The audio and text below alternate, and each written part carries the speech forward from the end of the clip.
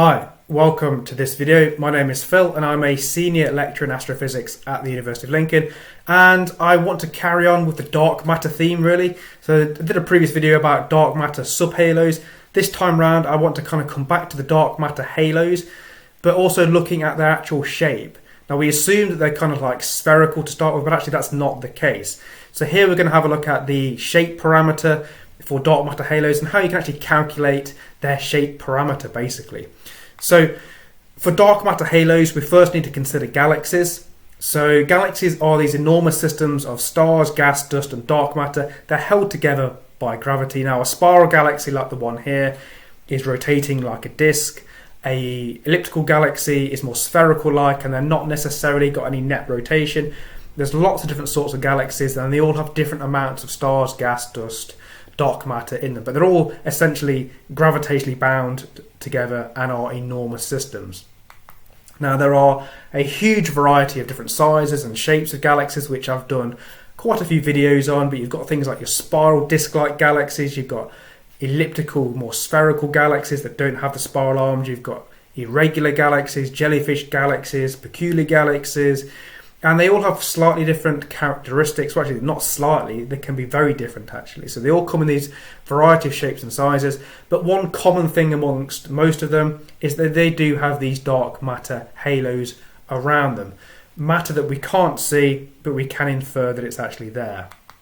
So observations of the galaxies is what has led us to this dark matter halo, or the dark matter existing, to be honest. So we can't actually see dark matter, but we can infer that it's there. And from the observations, we expect these dark matter halos to extend well beyond the visible part of the actual galaxy itself. So we can only see the visible part of the galaxy, but the dark matter halo can extend like an order of magnitude greater than the outer edge that we can actually see. So these dark matter halos can be enormous structures basically. So how do we know they're there? Well, we can't see the dark matter directly. It's not emitting radiation or anything like that, or interacting anyway like that, but it does interact gravitationally.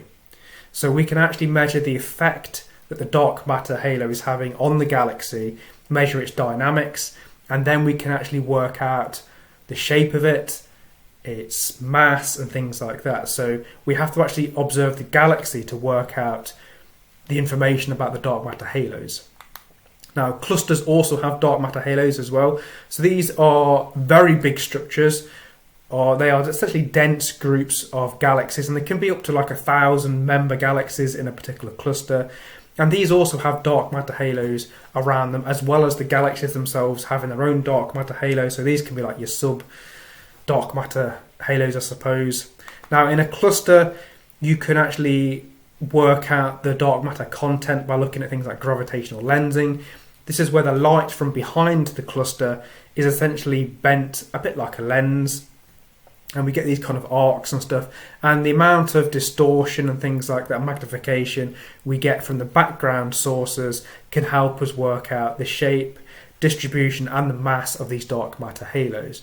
Now in a galaxy itself, like a disk-like galaxy here, we can calculate, or we can measure the rotation curve. Now the predicted rotation curve, that's the orbital velocity as a function of distance, is expected to decrease as we get further away from the galaxy. If we look at our solar system, the planets further out in the outer part of the solar system are orbiting much slower than the ones closer in, and we call that like Keplerian motion.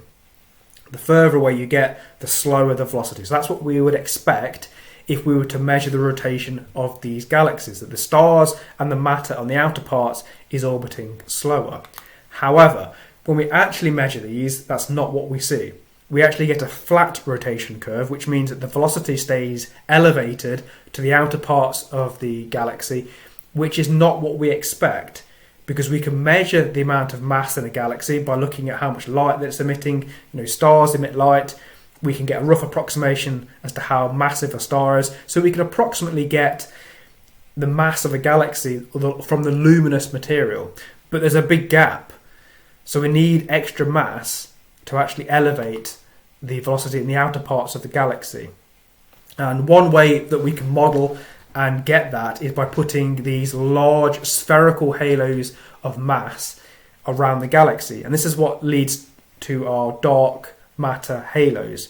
If we do that, we can then replicate our results and we can flatten the rotation curve and keep that outer velocity quite high. So we have these spherical halos of mass now called these dark matter halos.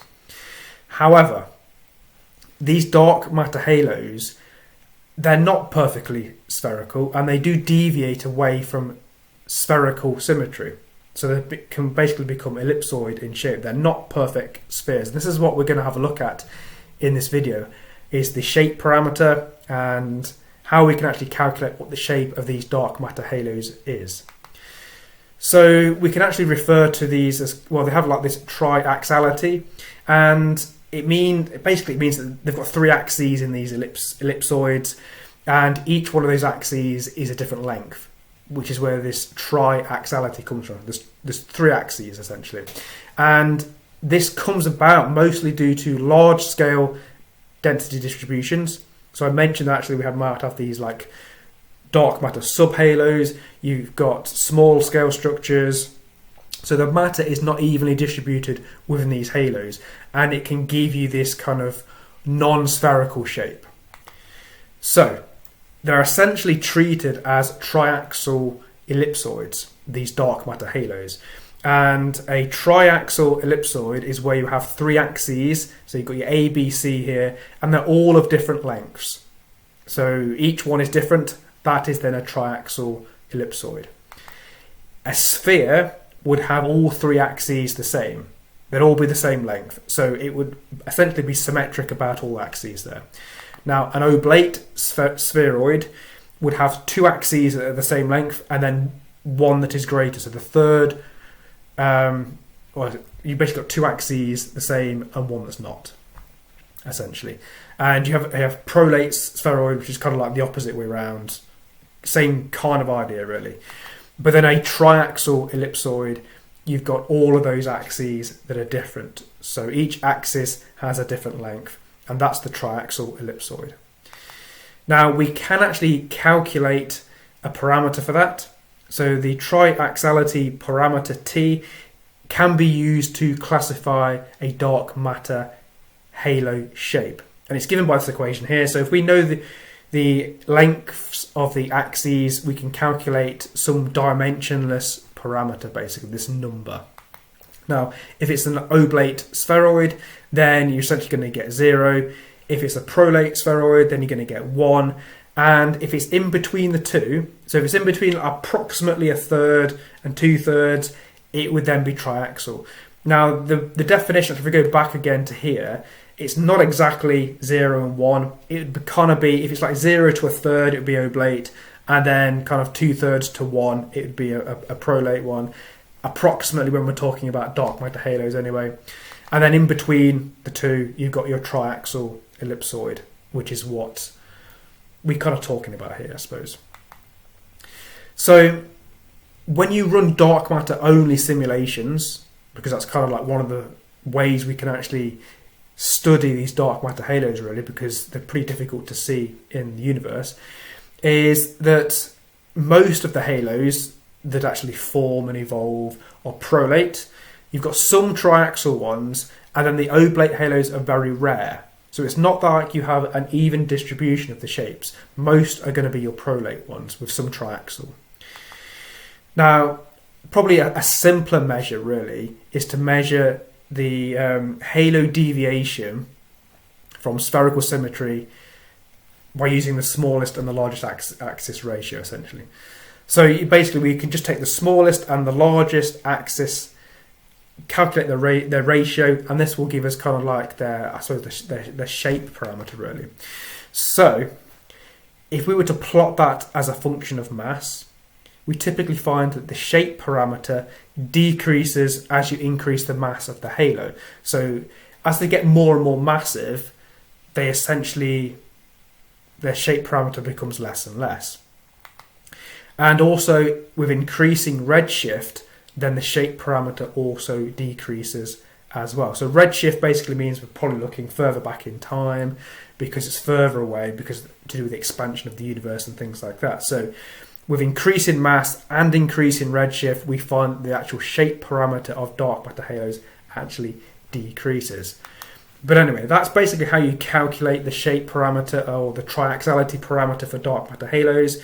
And if you enjoy the video and find it helpful, then do consider becoming a member of the channel. There's extra videos in the members section, but it also helps support the channel. So thank you for watching.